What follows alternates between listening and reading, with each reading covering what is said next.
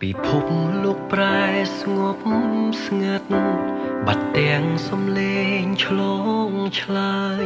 អោខ្លួនខ្ញុំអើយរងាឯកាតាលើលោកនេះអ្នក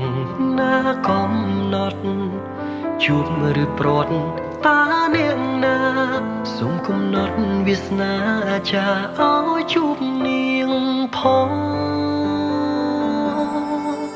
ភាពឯកាចូលម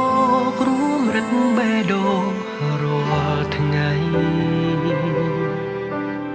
អារម្មណ៍នេះឆ្លើយថាស្រីជាម្ចាស់ចិត្តប្រយោគស្នេហ៍ច្រៀងក្បែរដួងច័ន្ទភ្លឺថ្លាសង្ឃឹមថាបានលឺដល់ស្រី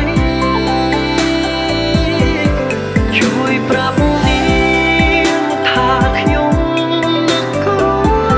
ថ្ងៃដួងច័ន្ទសាងសីក្តីស្នេហ៍ខ្ញុំផងចម្រៀងបទនេះផ្ញើជូននារីម្នាក់ដែលខ្ញុំស្រឡាញ់បើសិនជាយើងពិតជាមាននិស្ស័យនឹងគ្នាមែនសូមឲ្យចម្រៀងនេះជួយនាំពាក្យក្នុងបេះដូងរបស់បងទៅប្រាប់អូនថាបងស្រឡាញ់អូនខ្លាំងណាស់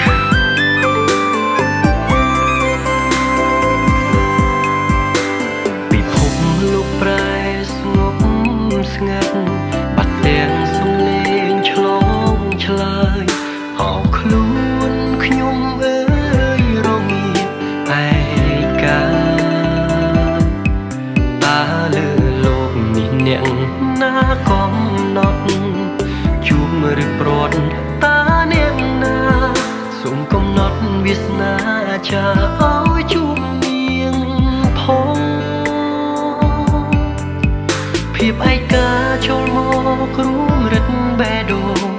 រាល់ថ្ងៃអារម្មណ៍នេះឆ្លើយថាស្រីជាម្ចាស់ចិត្ត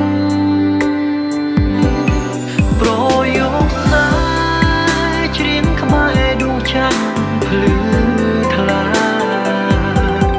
សង្ឃឹមថាបានលឺដល់ស្រីជួយប្រាប់នាងថាខ្ញុំនឹកក៏ថ្ងៃដួងច័ន្ទសាងសីក្តីស្នេហ៍ខ្ញុំផងប្រយោគស្នេហ៍ច្រៀងក្បែរដួងច័ន្ទភ្លឺថ្លាសង្ឃឹមថាបានលឺដល់